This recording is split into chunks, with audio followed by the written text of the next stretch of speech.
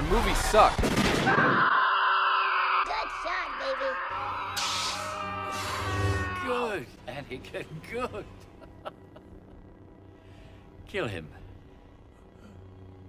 Kill him now. You don't fear death. You welcome it. Your punishment must be more severe. Don't touch the missile battery switch. That's why there's a safety guard on it. Do you see the fuel readout display? Remember I showed you that one? It's on the other. Dave Filoni, Jon Favreau, Emperor Kathleen Kennedy, you all should be ashamed of yourselves. Technically, there are spoilers going forward, but really it's impossible to spoil the plot of this movie because nothing happened. What was the point of this meaningless load of bantha poodoo? Merchandising! Where the real money from the movie is made. After a decade of bad projects, a ton is riding on the first Star Wars movie in 7 years, and it's not a good sign that the kid next to me, aka the target audience, fell asleep in the theater. The Mandalorian premiered nearly 6 years ago, and Disney is still relying on the cute factor of a green booger with learning disabilities to somehow revive the multi-billion-dollar cash cow they slaughtered 10 times over. It's a bold strategy, Cotton. Let's see if it pays off for him. I lost count of how many times I checked my phone during this movie, which is really 2 episodes of Mando Season 4 stitched together, but it feels like 10 hours, that is. I am not exaggerating when I say there are no character arcs, no themes, no emotional narrative, just a soulless ad for plushies and Disney Plus. Hurry up and buy.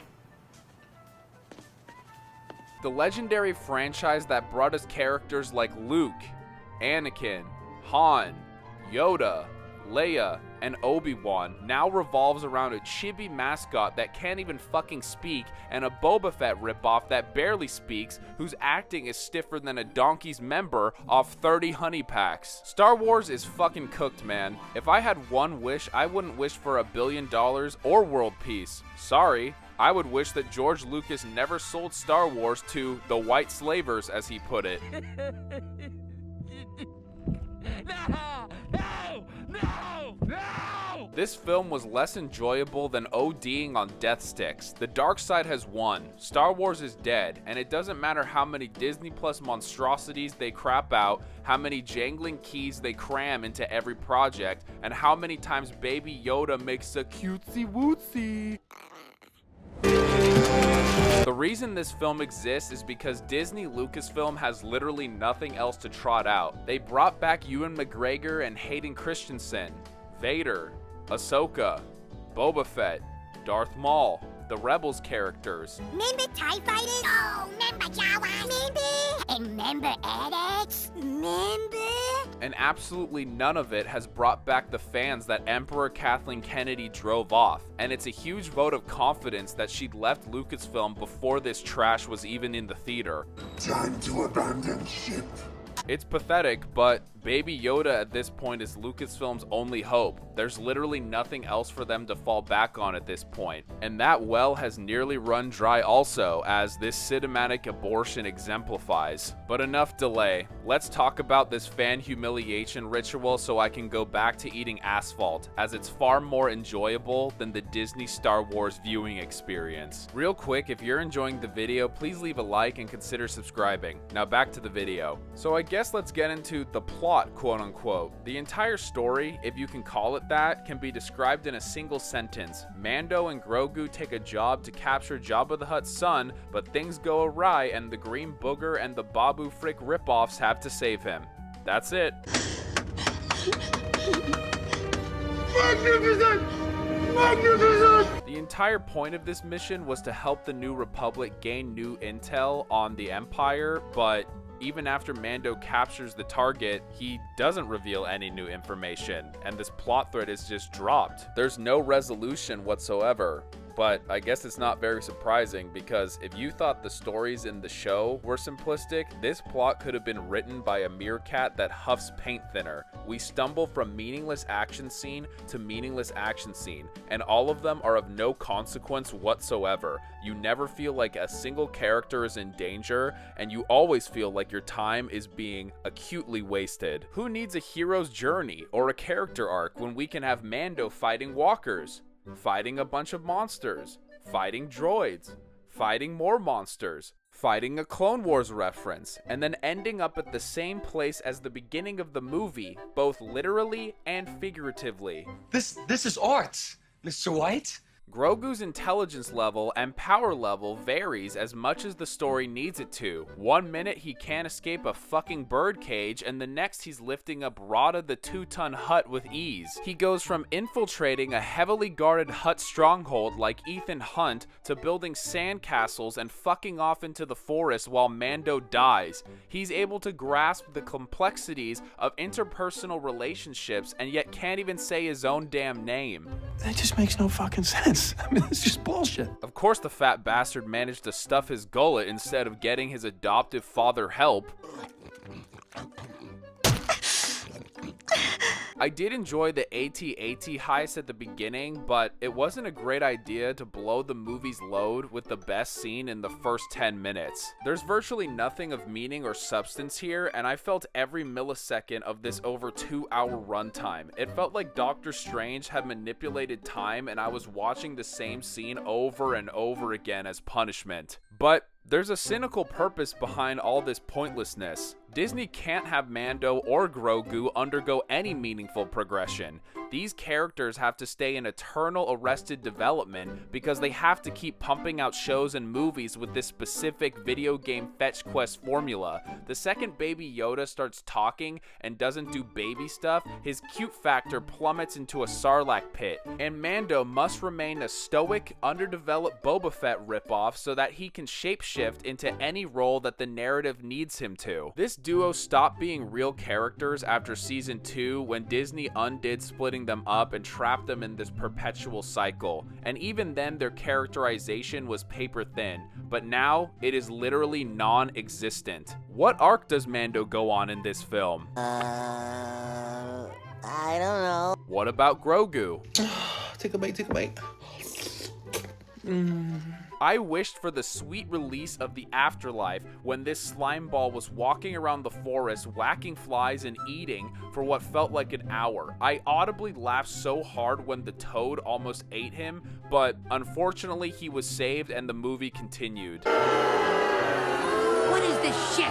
I did laugh when Rada instantly was like, "Can I feed the little baby?" because he got the memo from Disney that Grogu offers nothing outside of being a gluttonous mongoloid, and the fact that he clearly sees himself in Grogu from one green booger to another is kind of a nice touch. Lucasfilm expects you to turn your brain off, look at the explosions and fight scenes, and buy their merchandise. Nothing more, nothing less.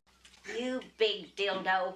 Eat your fucking slop. Perhaps what is truly most pathetic is, even though there's a non-existent plot here, there are so many plot holes and conveniences that it blows my mind.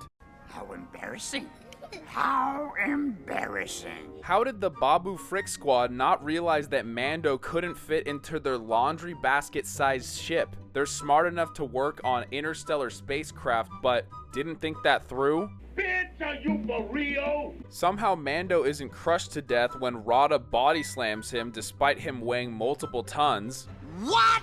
What are you talking about? It's super lucky that Embo revealed all of the necessary context regarding Mando escaping and getting poisoned so that the fisherman alien makes a cure for him. Otherwise Mando would be cooked. And it's also really lucky that the alien just so happened to have the right ingredients to make that cure. And it's also super lucky that multiple days passed without proper medical care or sustenance, and yet Mando managed to survive somehow. Never tell me the odds. How did Mando get his gun and jetpack back within seconds of escaping the arena? They were trapped behind a ray shield. I said forget about it, cuz. Why did the laser barrier on top of the gladiatorial ring break when the electric alien ran into it? Isn't the whole point of the barrier to prevent anything escaping, and yet it's broken when it has to do that exact function? Well, that's just lazy writing. It's really lucky the Hutt's palace was made out of mud instead of hard rock, otherwise their ship would have exploded when they rammed into it at full speed. Does Mando have a death wish, or did he just read the script? Who even cares anymore? It's also convenient the ship they found in the forest was still able to fly and was just abandoned there, otherwise the story wouldn't have been able to continue. How convenient is that?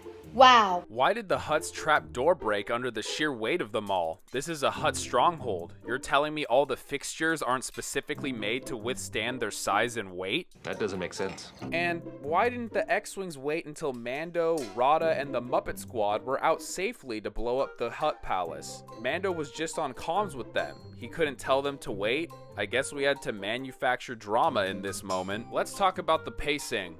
It is utterly painful. The first section of the movie was fine enough, but it never matched the momentum of the AT-AT sequence. Despite its flaws, my expectations were so low that I was okay with the Rada rescue storyline. I thought a lot of the creature designs were cool. The aliens in the gladiatorial arena were based on the Sabacc game, and even though it was kind of a key jangle, I was alright with it. The Coruscant ripoff planet was interesting enough. The surface level elements were at least passable, and it was moving along reasonably quickly. Then Mando delivers the Empire crony to Sigourney Weaver, says he's gonna take some time off, and I assumed we were almost done.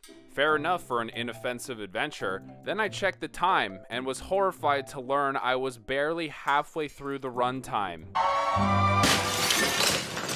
The second half is so painfully slow. Enbo captures Mando and I wanted to Minecraft myself when I realized that I was about to watch Muppets Mission Impossible for multiple scenes. Every single scene after this point goes on and on and on for so fucking long. There's so much time spent with the Babu Frick squad and Grogu with minimal dialogue where I was just like, what the fuck am I even watching? So much time was wasted with Grogu in the forest making sandcastles on the soon-to-be corpse of Mando. It must have been 10 minutes of this little bastard looking for food and aimlessly walking around. It felt like an hour. There's only so far you can go with Baby Yoda cute factor, and Lucasfilm pushed it to the absolute limit here. You could hear a fly fart in my theater. It was so dead at this point. It would have been fucking hilarious if Grogu was giving Mando water and moving him around with the Force, and it turned out he's already been dead for like 3 days and Grogu was just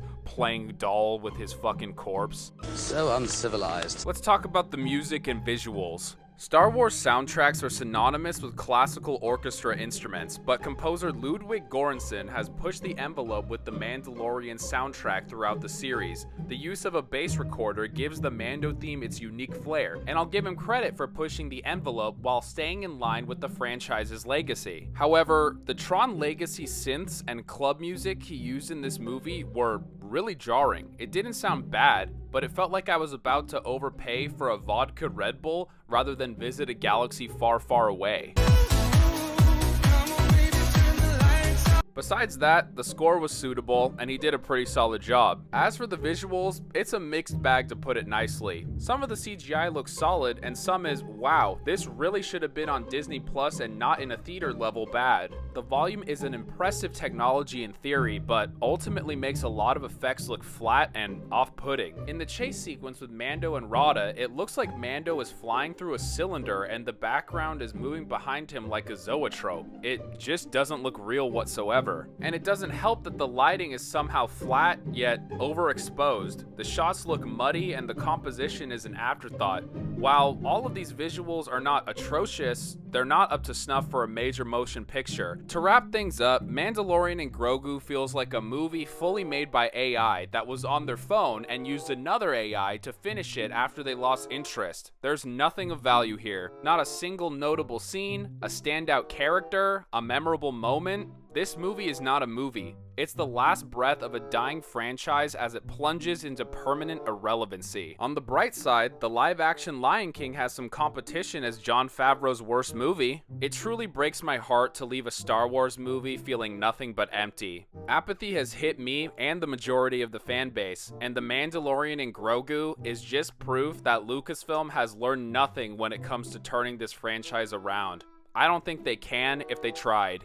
I have no faith that Dave Filoni can right the ship if he deemed this as an acceptable project that would deliver what fans want. Star Wars Starfighter comes out next year, and I can't imagine a single person is looking forward to that after being visually assaulted by this cinematic monstrosity. At least they can't take the OG 6 films from us until Disney inevitably remakes the original trilogy, but shit, that's another rant for another day. A rest I need. Yes. rest. Thank you so much for watching the video this long. If you enjoyed, please like and subscribe. My goal is to hit 5K subs by July, and any help is greatly appreciated. And please leave your thoughts in the comments. Thanks again for your time, and may the Force be with you always. I'll see you all in the next one.